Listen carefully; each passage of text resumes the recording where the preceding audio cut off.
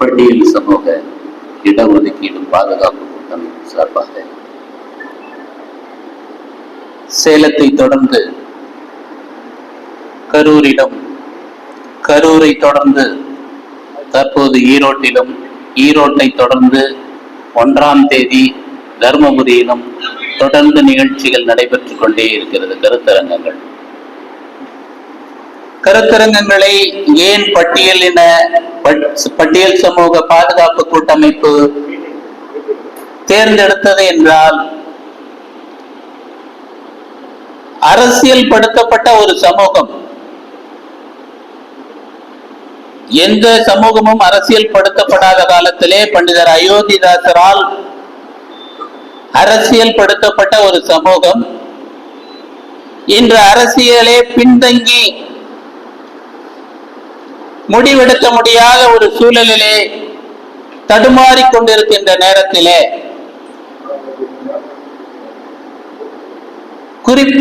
சிறிய எண்ணிக்கையிலான உணர்வுபூர்வமான மக்களை ஒருங்கிணைத்து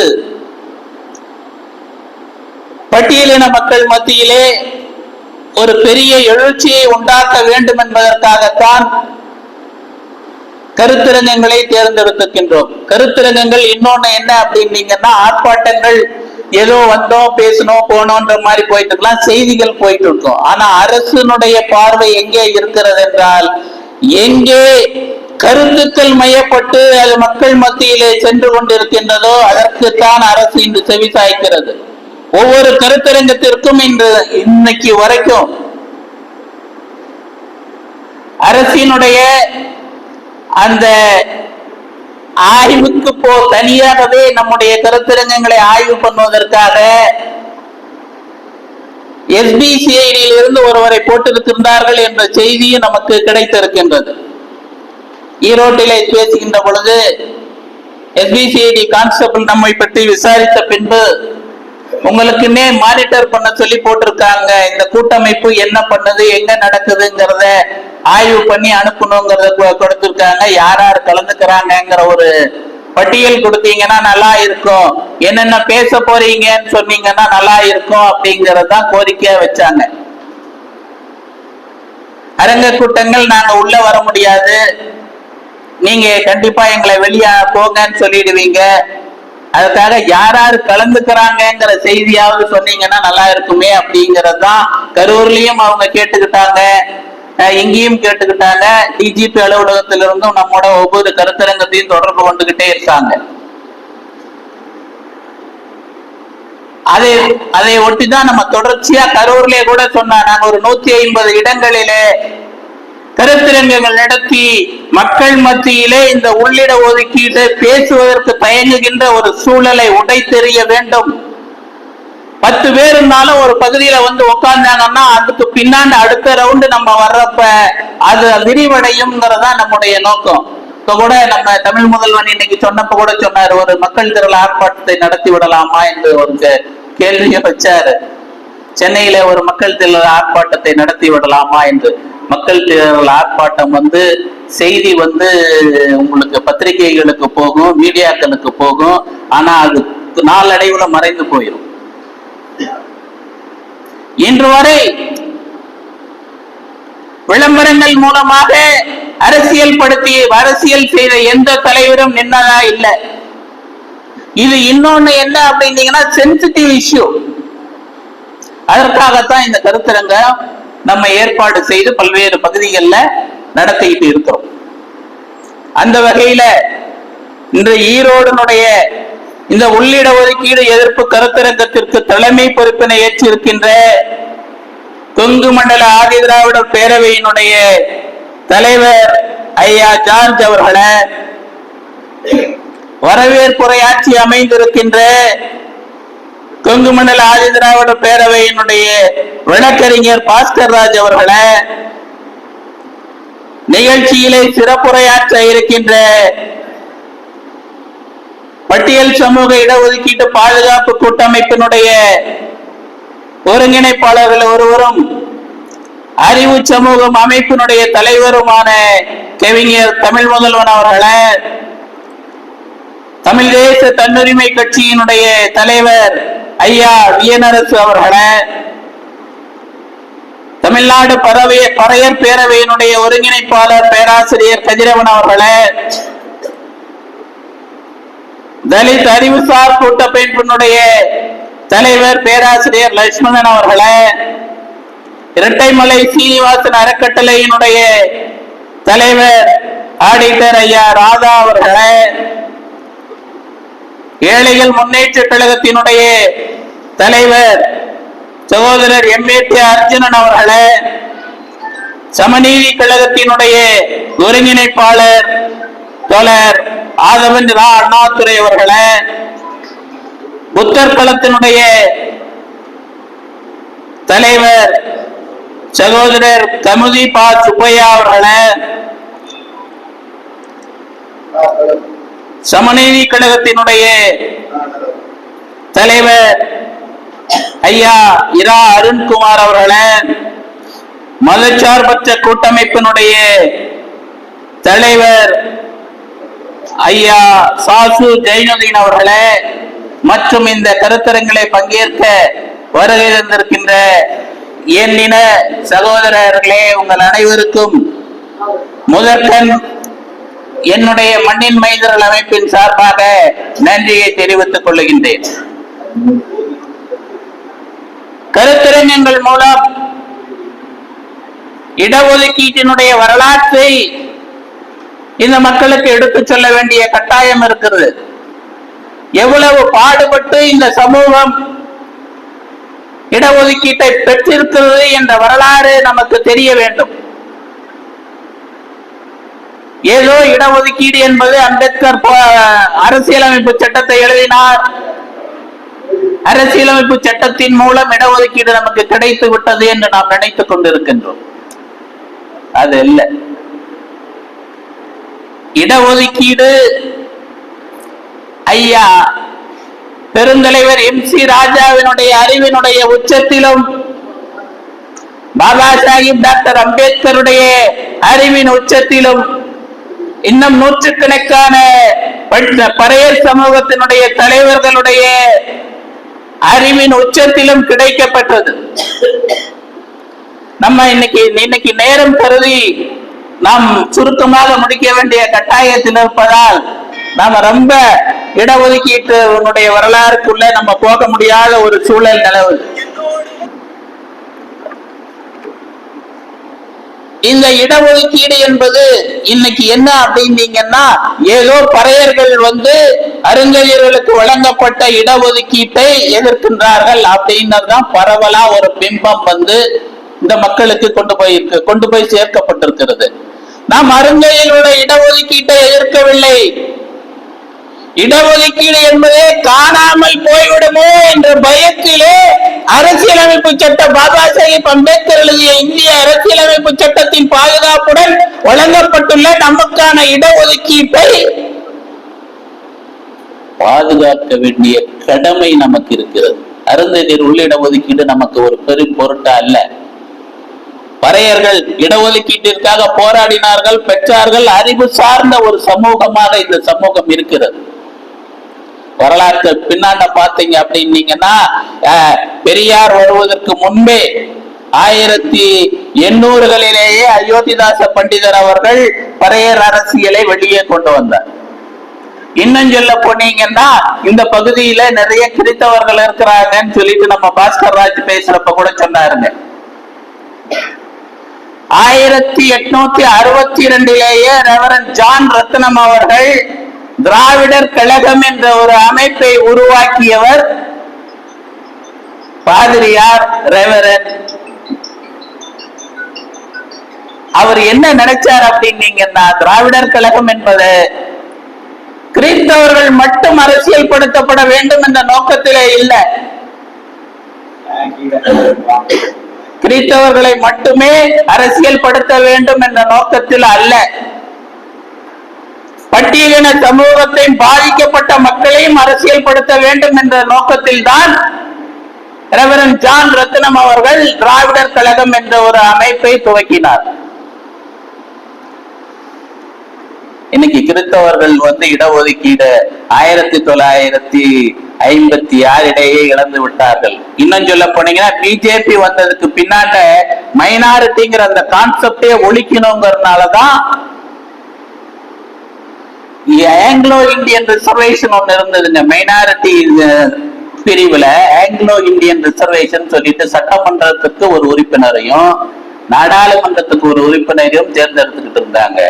பிஜேபி ஆட்சிக்கு வந்தோட பின்னாண்ட 2015-16 என்று நினைக்கிறேன் அந்த ரிசர்வேஷனை காலி பண்ணாங்க.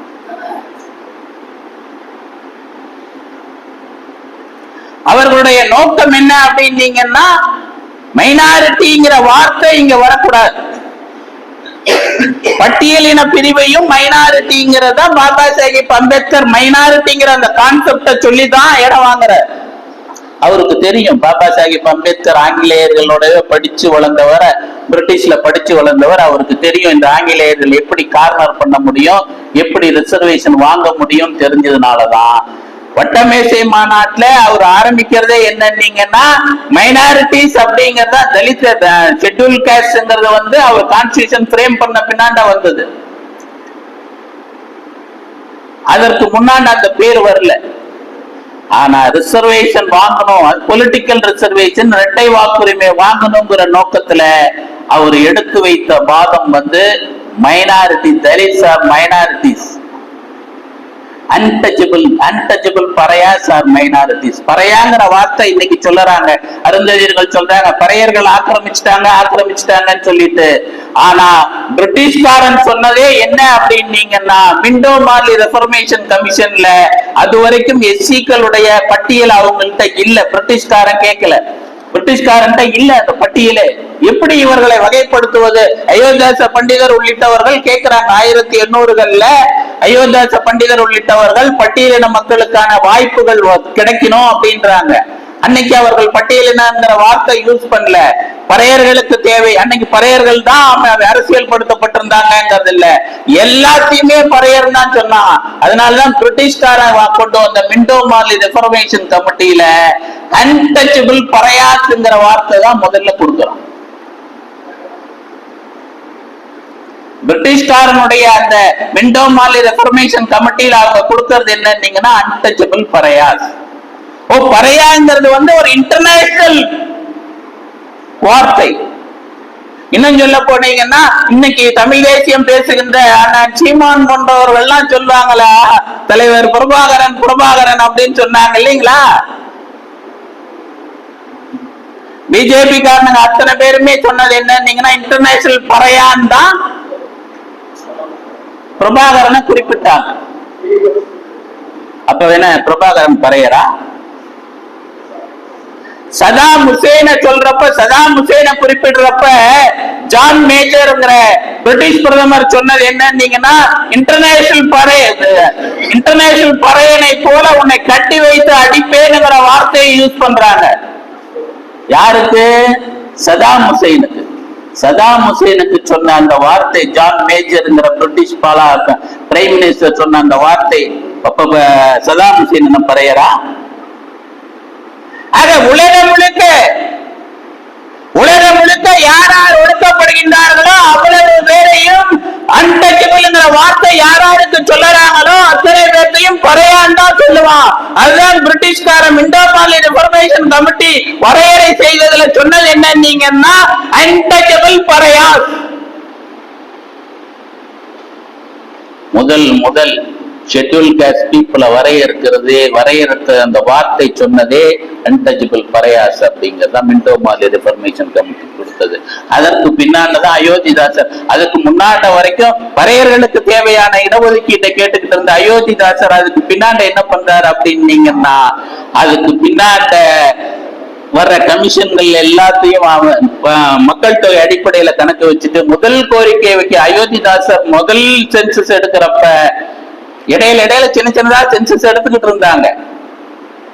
ஆனா முதல் சென்சஸ் எடுத்ததுக்கு பின்னாடி அயோத்திதாசர் வைத்த கோரிக்கை என்ன அப்படின்னீங்கன்னா, இந்தியா முழுவதும் இருக்கின்ற 5 கோடி தீண்டத்தகாதவர்களுக்கும் 5 கோடி தீண்டத்தகாதவர்களுக்கும் இடஒதுக்கீடு தேவைங்கிற முதல் கோரிக்கையே அயோத்திதாச பண்டிதர் வைக்கிறார். அப்பதான் இன்னும் சொல்ல போனீங்கன்னா, நம்ம விட பிரிட்டிஷ்காரன் நம்ம மேல ரொம்ப கருமையோட அணுகி நம்மள என்ன பண்ணா அப்படின்னீங்கன்னா, நம்மள ஒரே பிரிவை சார்ந்தவர்களா கொண்டு வரணும், ஹோமோஜீனியஸ் கம்யூனிட்டியா இதை கொண்டு வரணுங்கிறதுல அவன் ரொம்ப சிரமப்பட்டான். அதற்காகத்தான் அன்டச்சபிள் பிரயாஸ் கொடுத்ததா பேரை கொடுக்குற, அன்டச்சபிள்ஸ்ங்கிற பேரை சொல்லறான். அதுக்கடுத்து டிப்ரஸ்டு கிளாஸ், தாழ்த்தப்பட்டவர்கள் சொல்லறான். தாழ்த்தப்பட்டவர்கள் வார்த்தை அதுக்கு பின்னாடி அடுத்த 10 ஆண்டுகளுக்கு ஒரு முறை பிரிட்டிஷ்காரன் சென்சஸ் எடுக்கிறான் முறையா. இப்போ பிஜேபி வந்ததுக்கு பின்னாடி சென்சஸ் எடுக்கல, அதற்கு முன்னாண்ட வரைக்கும் சென்சஸ் எடுத்துக்கிட்டே இருக்குது. 2011 வரை 2011 வரை சென்சஸ் ப்ராப்பரா எடுத்துக்கிட்டு இருந்தது. அதுக்குதான் பாபா சாஹிப் அம்பேத்கர் கான்ஸ்டிடியூஷன்லயே சென்சஸ் அட்டானமஸ் பாடி ஆக்குனாரு. ஆந்த்ரோபாலஜி சர்வே எடுத்ததற்கான அந்த ஆந்த்ரோபாலஜி சர்வே கமிஷனையும் கான்ஸ்டிடியூஷன்ல இண்டிபெண்டன்ட் பாடியா அறிவிச்சார். இது ரெண்டையும் ஏன் அறிவிச்சார் அப்படின்னீங்கன்னா, பட்டியல் பிரிவினுடைய மக்கள் ஒருவர் கூட விட்டு போய்விடக் கூடாது, இந்தியா முழுக்க அவர்களை ஒருங்கிணைக்க வேண்டும். எத்தனை பிரிவுகள் இருந்தாலும் சரி, அத்தனை பிரிவு அந்த ஆந்த்ரோபாலஜிக்கல் சர்வேக்குள்ள கொண்டு வரணும் அப்படிங்கிற நோக்கத்துலதான் அந்த 2 அமைப்பை இண்டிபெண்டன்ட் அமைப்பா உருவாக்குறார் பாபா சாஹிப் அம்பேத்கர். எப்படி எலெக்ஷன் கமிஷன் ஒரு தன்னாட்சி அதிகாரம் பெற்ற ஒரு நிறுவனமோ, அதை போல எலெக்ஷன் கமிஷன் ஆஃப் இந்தியா தன்னாட்சி அதிகாரம் பெற்ற ஒரு நிறுவனமோ, அதை போல சென்சஸ் கமிஷனோ ஆந்த்ரோபாலஜிக்கல் சர்வே ஆஃப் இந்தியா நிறுவனமோ 2 இண்டிபெண்டன்ட் பாடிஸ். இந்த 2 பாடியும் எந்த இடத்துல யூஸ் பண்றாரு அப்படின்னீங்கன்னா, அரசியலமைப்பு சட்டத்திலே பட்டியலின மக்களுக்கு பாதுகாப்பு வழங்க வேண்டும் என்பதற்காக அந்த 341வது பிரிவுன்ற இந்த தீர்ப்புக்கு, இந்த ஆகஸ்ட் 1 தீர்ப்புக்கு பின்னாடி நிறைய பேர் பேசியிருப்பாங்க. 341வது பிரிவு 341வது பிரிவு அப்படின்னு சொல்லிட்டு, அந்த 341வது பிரிவுலதான் பாபா சாஹிப் என்ன சொல்றாருன்னீங்கன்னா, பட்டியலின பிரிவை சேர்ந்தவர்கள் நீக்குவதோ சேர்ப்பதோ எல்லாமே பிரசிடென்ட் தான் தீர்மானிக்கணுங்கிறார். பாராளுமன்ற தீர்மானம், சட்டமன்ற தீர்மானத்தை அனுப்பி சட்டமன்றம் தீர்மானத்தை அனுப்பி கொண்டு போலாம், பாராளுமன்றம் நிறைவேற்றி தீர்மானத்தை அனுப்பலாம். ஆனா டிசிஷன் மேக்கிங் யார்கிட்ட இருக்கு அப்படின்னீங்கன்னா, பிரசிடென்ட் ஆஃப் இந்தியாட்ட இருக்குது. பிரசிடென்ட் ஆஃப் இந்தியா அந்த தீர்மானம் போனதுக்கு பின்னாடி அவர் என்ன பண்ணுவார் அப்படின்னீங்கன்னா, அவரு திரும்ப அவருக்கு முதல்ல தீர்மானத்தை அனுப்புவாங்க, அவரு சஜஷன்ஸ் கேட்பாரு. யார்கிட்ட கேட்பாரு அப்படின்னீங்கன்னா, சென்சஸ் கமிஷன்ட்டையும், அடுத்தது ஆந்த்ரோபாலஜிக்கல் சர்வே இருக்கிறாங்க பாத்தீங்களா, அவங்கள்ட்டையும் கேட்டு இந்த புள்ளி விவரங்கள் சரியானதா, பாராளுமன்ற தீர்மானத்தை ஒட்டி இந்த 2 நிறுவனங்கள்ட்டையும் சஜஷன்ஸ் கேட்டுக்கிட்டு அதற்கு பின்னால்தான் பிரசிடென்ட் முடிவெடுப்பாரு. ஆக எந்த இடத்திலேயுமே இந்த மக்கள் சிங்கிள் கம்யூனிட்டியா ட்ரீட் பண்ணணுங்கிற அந்த முயற்சியை பாபா சாஹிப் அம்பேத்கர் கான்ஸ்டிடியூஷன்ல ஒவ்வொரு செக்ஸா வச்சுக்கிட்டே வந்தாரு. அந்த மாதிரி செக் தான் இது. இந்த 341வது பிரிவை இவங்க ஏன் இந்த தீர்ப்புல தொட்டாங்க அப்படின்னீங்கன்னா, இன்னைக்கு கல்வியிலும் வேலை வாய்ப்பிலும் இருக்கின்ற இந்த இடஒதுக்கீட்டை காலி செய்வதற்கு முன்னால் பொலிட்டிக்கல் ரிசர்வேஷன், இந்த எம்எல்ஏ ரிசர்வேஷனும் எம்பி ரிசர்வேஷன் இருக்குது இல்லைங்களா, பாராளுமன்றத்துல பட்டியலின மக்களுடைய குரலை ஒழிக்க கூடாது என்ற நோக்கத்துலதான் இந்த தீர்ப்புல டச் பண்றாங்க. ஆகஸ்ட் 1 உச்ச நீதிமன்றம் தீர்ப்பு கொடுக்குது, மாநிலங்களே தீர்மானிச்சுக்கலாம் அப்படின்னு சொல்லிட்டு. மாநிலங்கள் தீர்மானம் பண்ணணுங்கிறத கான்ஸ்டிடியூஷன்ல என்ன 15, 16வது பிரிவுல அது என்ன சொல்றாங்க அப்படின்னீங்கன்னா, மாநிலங்கள்ல மாநில சட்டமன்றங்கள்ல தீர்மானம் கொண்டு நிறைவேற்றி அதே பாராளுமன்றத்துக்கு பிரசிடென்ட்டுக்கும் இவங்க அனுப்புறதுக்கான ரைட்ஸ பத்தி பேசுற அந்த பிரிவுகள்.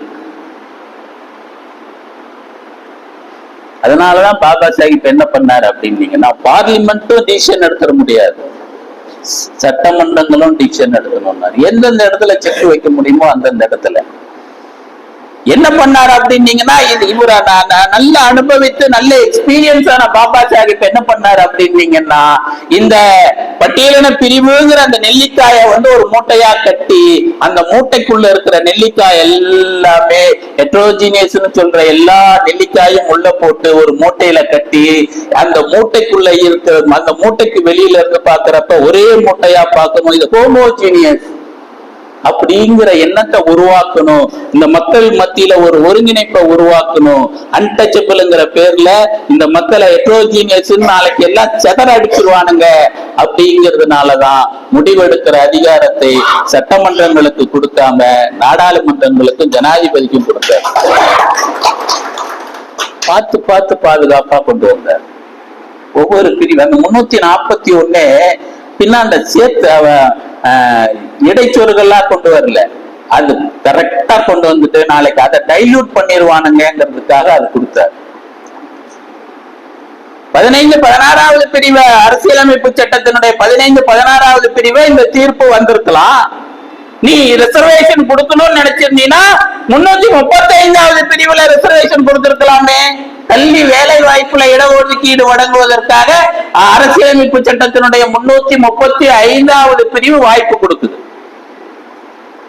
அதை பயன்படுத்தி கொடுத்திருக்கலாம். இல்ல 15-16 கட்டுப்படுத்தவில்லைன்னு சொல்லிட்டு கூடுதலா இந்த ஜட்ஜிங் என்ன சொல்றாங்க அப்படின்னீங்கன்னா, 6 நீதிபதிகளும் சொல்றது என்னன்னீங்கன்னா, அரசியலமைப்பு சட்டமன்றங்கள் மாநிலங்கள் சப்டிவிஷன் பண்ணுவதற்கு 15-16வது பிரிவு மட்டுமல்ல 341வது பிரிவும் தடை செய்யலங்கிறாங்க. என்ன காரணம் அப்படின்னீங்கன்னா, அடுத்தது ஒரு வழக்கு நடந்துகிட்டு இருக்கு. 2020ல ஒன்னு வழக்கு நடந்துகிட்டு இருக்கு, போடப்பட்ட ஒரு வழக்கு. ரிசர்வேஷன், இந்த பொலிட்டிக்கல் ரிசர்வேஷனை கொடுக்க கூடாதுன்னு சொல்லிட்டு ஒரு வழக்க போடுறாங்க. நார்த் இந்தியாவில ஒருத்தன் பேர் எனக்கு ஞாபகம் இல்ல, நார்த் இந்தியாவில சொல்றான், எப்படி நீங்க இந்த பட்டியல் என்ன எல்லாமே சமம்னு சொல்றீங்க, எல்லாமே சமம்னு சொல்ற இடத்துல எப்படி நீங்க பட்டியலின மக்களுக்கு மட்டும் தனியா எம்எல்ஏ எம்பி ரிசர்வேஷன் கொடுக்குறீங்கன்னு சொல்லிட்டு ஒரு வழக்கு போடுறான். 2023ல அந்த வழக்கு வந்தது. அதுக்கு பின்னாண்ட எப்ப வருங்கிறத சொல்ல முடியாது. ஆனா இன்னைக்கு கை வச்ச அந்த 341வது பிரிவை டைல்யூட் பண்ண ஆரம்பிச்சிருக்கிற உச்ச நீதிமன்றம் நாளைக்கு அந்த தீர்ப்புல ஸ்கிராப் பண்ண போறோம். கண்டிப்பா நடக்கதான் போகுது. உச்ச நீதிமன்றத்தினுடைய தீர்ப்பு அப்படி இருக்குதுன்னா நீங்க மாநில அரசுக்கு வாங்க. தமிழ்நாட்டுல வந்தீங்க அப்படின்னீங்கன்னா, தமிழ்நாட்டினுடைய இடஒதுக்கீட வரலாற பாத்தீங்க அப்படின்னீங்கன்னா, பின்வாங்கினது சரித்திரம் இல்லையான்னு நினைக்கிறீங்க நீங்க? பின்வாங்கல்கள் இல்லவே இல்லையான்னு நினைக்கிறீங்க? எம்ஜிஆர் செஞ்சிருக்கிறாரு. பிற்படுத்தப்பட்டவர்களுக்கு 35%-இருந்து 50% உயர்த்தியது எம்ஜிஆர்.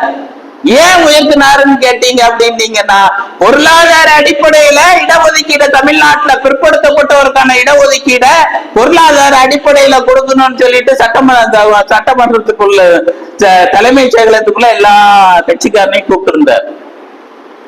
எல்லா கட்சி தலைவனும் கொண்டு போய் ஏன் ஜாதி இவ்வளவு இருக்குது, ஏன் ஜாதி இவ்வளவு இருக்குது, ஏன் ஜாதி இவ்வளவு இருக்குதுன்னு பட்டியல் கொடுத்தாங்க.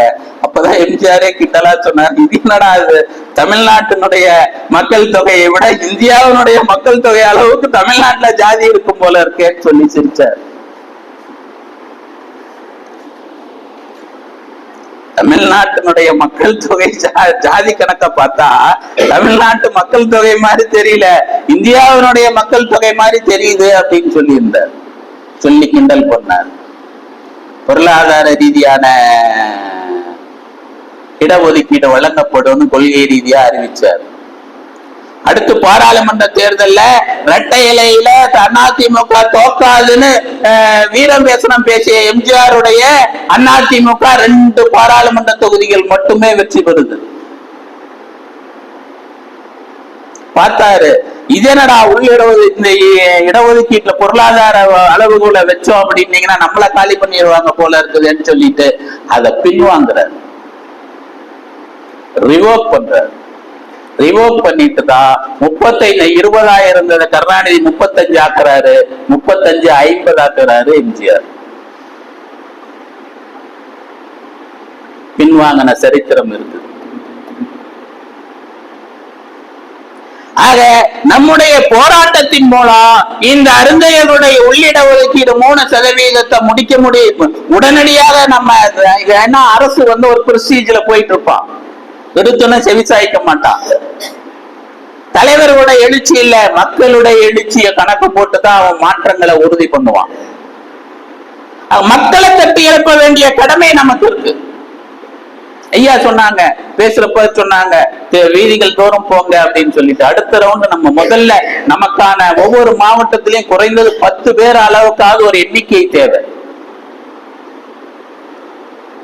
இப்ப கரூர்ல இருக்குதுன்னா சமநீதி கழகம் ஐயா அருண்குமாரையும் ஆதவன் அண்ணாதுரையும் பார்த்துட்டு நம்ம ஏதோ கூட்டமைப்பு சார்பா இங்க தெருமுனை கூட்டங்கள் நடத்துங்க, பொதுக்கூட்டங்கள் நடத்துங்கன்னு சொல்லிட்டு அவங்களுடைய பொருளாதார ரீதியான தேவைகளுக்கும் நம்ம எல்லாமே இணைஞ்சு செஞ்சோம் அப்படின்னீங்கன்னா கரூர்ல பொதுக்கூட்டம் நடத்த முடியும்.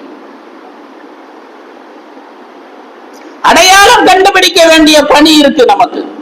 யார் யார் இந்த மாவட்டத்துல நமக்கு இந்த நம்முடைய இந்த முன்னெடுப்புக்கு நம்முடைய இந்த கொள்கை ரீதியான உள்ளிட ஒதுக்கீட்டை நீக்க வேண்டும் என்ற கொள்கைக்கு ஆதரவு தருகின்றவர்கள் யாராருங்கிறத நம்ம அடையாளப்படுத்த வேண்டிய கட்டாயம் நமக்கு இருக்கு. நிச்சயம் ஈரோட்டுக்கு வந்தோம் அப்படின்னீங்கன்னா ஈரோட்டுல நடத்த முடியும். இன்னும் சொல்ல போனா வெளியவே வராம இந்த நிகழ்ச்சி நடத்துறதுக்கு தோல செந்தில் எவ்வளவு உதவி செஞ்சிருக்காருங்கிறது நமக்கு தெரியும். ஈரோட்ல நிகழ்ச்சி நடத்தணும்னு தோல செந்தில்கிட்ட தான் கான்டாக்ட் பண்ணி கேட்டோம், ஈரோட்ல ஒரு நிகழ்ச்சி நடத்தணும் சொல்லுங்கன்னு சொல்லிட்டு. அவரு ஈரோட்ல நான் நடத்துறேன் அப்படின்னாரு.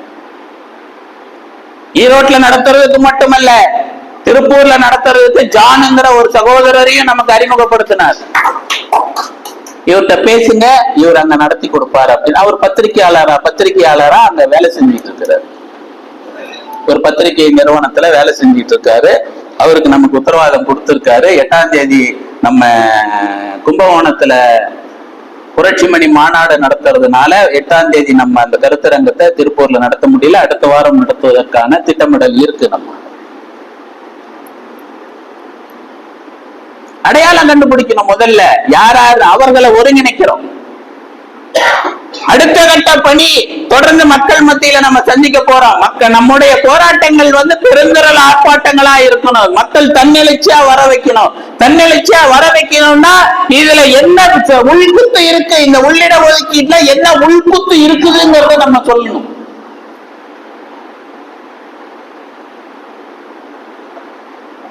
இந்த உள்ளிட ஒதுக்கீடு எப்படி வந்தது? தமிழ்நாட்டில் அருந்ததியருக்கான உள்ளிட ஒதுக்கீடு ஏன் வந்தது? கருணாநிதியினுடைய வரையறை எதிர்ப்பு அரசியலின் காரணமாகத்தான் இந்த உள்ளிட ஒதுக்கீடு வருது. கருணாநிதி என்ன நினைக்கிறார் அப்படின்னீங்கன்னா, சத்தியவாணி முத்து காலத்துல இருந்து அதற்கு முன்னால பருதி இளமெழுதி அவங்க அப்பா இளமெழுதிட்ட இருந்து அவர் தொடர்ந்து மோதல் போக்கை கடைபிடிக்கிறாங்க. ஏன்னீங்கன்னா கருணாநிதியை விட இவர்கள் சீனியர்கள். திராவிடங்கிற பேரை கொடுத்ததே பறையர்கள். தமிழன் தமிழ் தேசியம் அந்த பேரை கொடுத்ததே பறையர்கள்.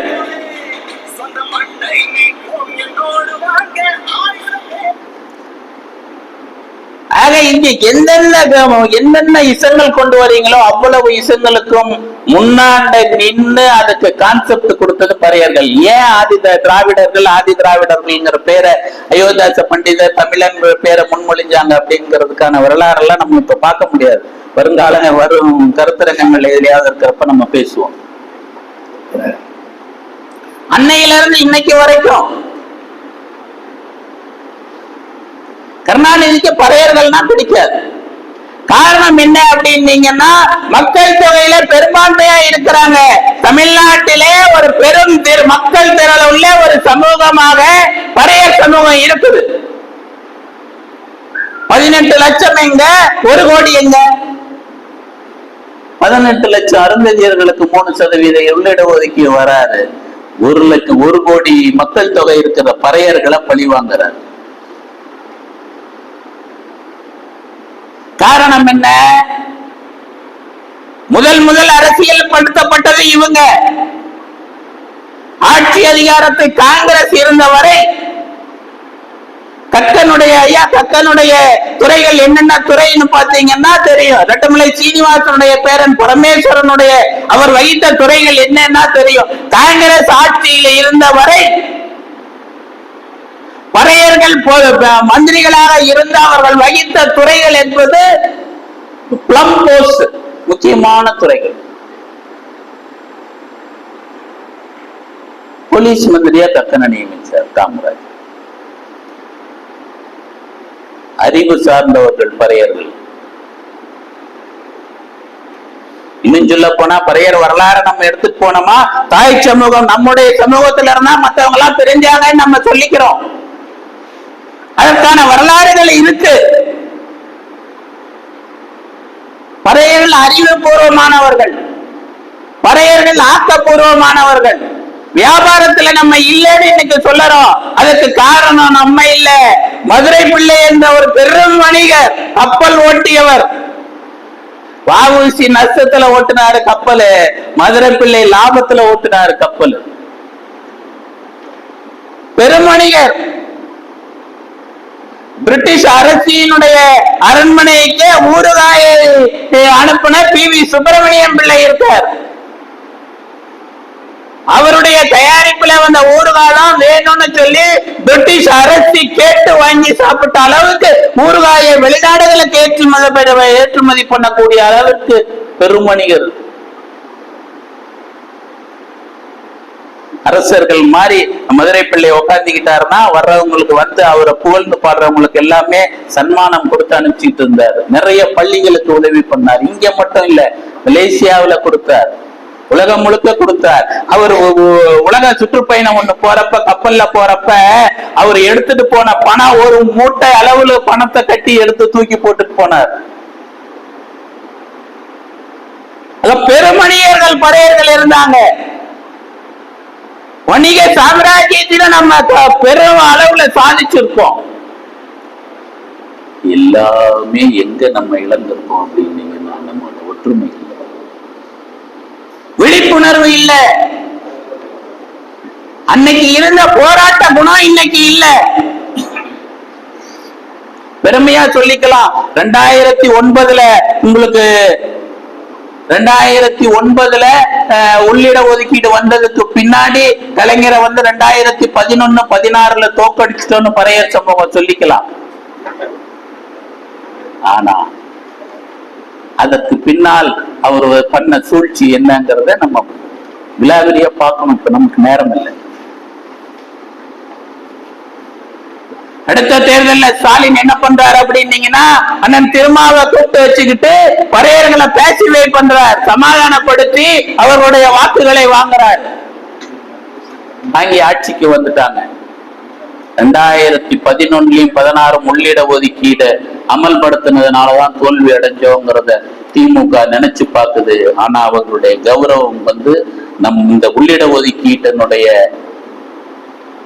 ரோஸ்டர் பாயிண்ட மாத்தினா கூட போதும், அது நமக்கு மாபெரும் வெற்றி. அருந்ததியர்களுக்கு தர வேணாம் நம்ம சொல்லல. அருந்ததியர்கள் நமக்கு எதிரி இல்ல. பெருந்தலைவர் MC ராஜா தன்னுடைய அமைப்பினுடைய ஷெட்யூல் காஸ்ட்ங்கிற டிப்ரஸ்ட் கிளாஸ் ஃபெடரேஷனுடைய பொதுச் செயலாளரா LC குல்சாமி என்ற ஒரு அருந்ததியரை தான் நியமிச்சிருந்தார். பெருந்தலைவர் MC ராஜாவுடைய ஷெட்யூல் காஸ்ட் ஃபெடரேஷனுடைய பொதுச் செயலாளரா அருந்ததியர் சமுதாயத்தை சார்ந்த LC குருசாமிங்கிற ஒருத்தர் தான் நியமிக்கிறாரு. அந்த LC குருசாமிக்கு MLC பதவியும் வாங்கி கொடுக்கிறார், நியமன பதவி. இன்னும் சொல்ல போனா சைமன் கமிஷன் போயிட்டு இரட்டை வாக்குரிமை முதல் போயிட்டு மனு கொடுத்தது ஷெட்யூல் காஸ்ட் எம் சி ராஜா, பெருந்தலைவர் எம் சி ராஜாவுடைய ஷெட்யூல் காஸ்ட் பெடரேஷன் சார்பா சைமன் கமிஷன்ல இரட்டை வாக்குரிமைக்கான மனு கொடுத்தது யாரை வச்சு கொடுத்தாரு அப்படின்னீங்கன்னா எல் சி குருசாமியை வச்சுதான் கொடுக்கிறாரு. சைமன் கமிஷனுடைய மெட்ராஸ் ப்ராவின்ஸ் கமிட்டி மெம்பரா எம் சி ராஜா இருக்கிறார். பாபா சாஹிப் அம்பேத்கர் மும்பை பிரதேசத்தினுடைய கமிஷன்ல மெம்பரா இருக்கிறார். சென்னை ப்ராவின்ஸினுடைய கமிட்டி மெம்பரா சைமன் கமிஷனுடைய கமிட்டி மெம்பரா எம் சி ராஜா இருக்கிறார். நம்முடைய பெருமையை பேச தயாரா இல்ல, பறையர்களுடைய பெருமையை பேசுவதற்கு தயாரா இல்ல. அகில இந்தியாவிற்கும் அரசியல் சொல்லிக் கொடுத்தது நாம. டிப்ரெஸ்டு கிளாஸ் ஃபெடரேஷன் சொல்லிட்டு அகில இந்திய அளவுல எல்லாத்தையும் ஒன்றுபடுத்தி டிப்ரெஸ்டு கிளாஸ் ஃபெடரேஷன் முதல் அகில இந்திய தலைவர் எம் சி ராஜா. எம் சி ராஜா தான் முதல் தலைவர். அதன் மூலமா தான் அவர் என்ன பண்றாருன்னா பாராளுமன்றத்துக்கு முதல் எஸ்சியினுடைய ரிசர்வேஷன்ல பாராளுமன்றத்துக்கு போறாரு. ஆக பெருமைப்படத்தக்க ஒரு வரலாறு பறையர் சமுதாயத்துக்கு இருக்கு. அதனால நம்ம அருந்ததியர்களுடைய உள்ளிட ஒதுக்கீட வேணான்னு சொல்லல. எத்தனை சதவீதம் இடஒதுக்கீடு நிரப்பப்பட்டது? 2009 உள்ளிட ஒதுக்கீடு அருந்ததியர்களுக்கு 3% இடஒதுக்கீடு வழங்குறப்ப பட்டியலின மக்களுக்குடைய 18% இடஒதுக்கீட்டுல எத்தனை சதவீதம் இடஒதுக்கீடு நிரப்பப்பட்டது? கொடுக்கணுமா இல்லையா? பட்டியல் சமூகத்துக்கு 18% இடஒதுக்கீடு இருக்குது. அந்த இடஒதுக்கீட்டுல பறையர்களுக்கு இவ்வளவு இடத்தை கொடுத்திருக்கிறோம், பல்லர்களுக்கு இவ்வளவு இடத்தை நிரப்பி இருக்கிறோம், அருந்ததியர்களுக்கு இடங்களே இல்ல அப்படிங்கிற புள்ளி விவரம் கொடுத்திருக்கிறோம் இல்ல? உச்ச நீதிமன்ற தீர்ப்பு சொல்லுது, 7 பேர் கொண்ட கமிட்டி சொல்லுது. சரியான தரவுகளின் அடிப்படையில் தான் மாநில அரசுகள் ஷெட்யூல்டு காஸ்ட் பகுப்பாய்வு செய்வதற்கோ உள்ளிட ஒதுக்கீடு கொடுப்பதற்கோ முயற்சிகள் எடுக்க வேணும்னு சொல்லுது. சரியான தரவுகள் 2009க்கு முன்னாண்ட நீங்க என்ன பண்ணிருக்கணும் அப்படின்னீங்கன்னா, நீங்க என்ன இது எவ்வளவு நமக்கு கொடுக்கப்பட்டதுங்கிறத சொல்லி இருக்கணும். பறையர்களுக்கு இவ்வளவு கொடுக்கப்பட்டது, பல்லர்களுக்கு இவ்வளவு கொடுக்கப்பட்டது, அருந்ததியர்களுக்கு இவ்வளவு கொடுக்கப்பட்டது. நமக்கு ஒட்டு மொத்தமா ABCDன்னு எல்லா குரூப்லயும் சேர்ந்து நிரப்பப்பட்ட இடஒதுக்கீடு எவ்வளவு அப்படின்னீங்கன்னா 7%. இந்த 7% போக 11%, 18%, 7% போக 11% மீதி இருக்குது. அந்த 11% மீதி அருந்ததியர்களுக்கு கொடுக்கிறேன்னு சொல்லியிருந்தீங்கன்னா பெருமைப்பட்டு இடஒதுக்கீடு நிரப்புறதுக்கு தயாரா இல்ல அரசு. அவர்களுடைய நோக்கம் என்ன அப்படின்னீங்கன்னா, இவர்கள் சிங்கிள் கம்யூனிட்டியா வளர்ந்துடக்கூடாது. ஏன்னா ஜனநாயக நாட்டுல எண்ணிக்கை தான் முக்கியம். எத்தனை MP இருக்கிறான், எத்தனை MLA இருக்கிறாங்கிற எண்ணிக்கை அடிப்படையில தான், மக்கள் எவ்வளவு இருக்கிறாங்கிற எண்ணிக்கை அடிப்படையில தான் தீர்மானிக்கிறாங்க. Numerical strength, numerical majority, numerical minority தான் ஜனநாயக நாட்டுல பேசும். இவர்கள் ஒரே சிங்கிள் கம்யூனிட்டியா இருந்தாங்கன்னா தமிழ்நாட்டுல ஆட்சியிலே பங்கெடுக்கக்கூடிய வாய்ப்பு கிடைச்சிடும் இவங்களுக்கு. அதன் காரணமா தான் இவங்க சிங்கிள் கம்யூனிட்டியா வரக்கூடாதுங்கிறதுக்காக உள்ளிட ஒதுக்கீட தூக்கி போட்டு இவங்க 2 பேர்த்துக்குள்ள அடிச்சுக்கணும்னு முயற்சி எடுத்துட்டு இருக்கிறாங்க. அது நடந்துகிட்டு இருக்குது, நடந்தேறிக்கிட்டு இருக்குது. ஆக நாம அருந்ததியர்களை வரவேற்கிறோம். 3% என்ன, 5% கூட நீ வாங்கிக்க. ஆனா சரியான புள்ளி விவரங்கள் கொடு. புள்ளி விவரம் அரசு கிட்ட இருக்குதா? சரியான புள்ளி விவரத்தின் அடிப்படையில் இந்த தமிழ்நாட்டினுடைய உள்ளிட ஒதுக்கீடு தீர்ப்பை உச்ச நீதிமன்றம் அங்கீகரிச்சிருக்குது தமிழ்நாடு முதல்வர் சொல்றாரு. எந்த புள்ளி விவரத்தை கொடுத்தாரு? கொடுக்கல. ஆக எதுவுமே இல்லாத இந்த மக்களை சிதறடிக்கணும். நெல்லிக்காய் பாபா சாஹிப் அம்பேத்கர் கட்டி இந்த நெல்லிக்காய் மூட்டையை அவுத்து விட்டு செதற விடணும், நெல்லிக்காய் உருண்டு ஓடணும். இவன் திரும்பி மூட்டைக்குள்ள வரவே கூடாதுங்கிற நோக்கத்துலதான் அரசு திரும்பி வரவே கூடாதுங்கிற நோக்கத்துலதான் இந்த உள்ளிட ஒதுக்கீடு தமிழ்நாடு அரசு கொடுத்திருக்கிறது. இது முழுக்க முழுக்க பொலிட்டிக்கல் கேம். பறையர்கள் நம்ம ஒண்ணு உணர்ந்துக்கணும், எந்த அரசியல் கட்சியையும் மாற்றுகின்ற ஆற்றல் நமக்கு இருக்குது, சக்தி நமக்கு இருக்குது, அந்த நியூமெரிக்கல் ஸ்ட்ரென்த் நம்ம கிட்ட இருக்குது. மக்கள் தொகை அடிப்படையில நம்ம எந்த அரசையும் ஆட்சியிலிருந்து அப்புறப்படுத்த முடியும். ஆனா ஒன்றுபட்டு போராட்டம் நடத்த வேணும்.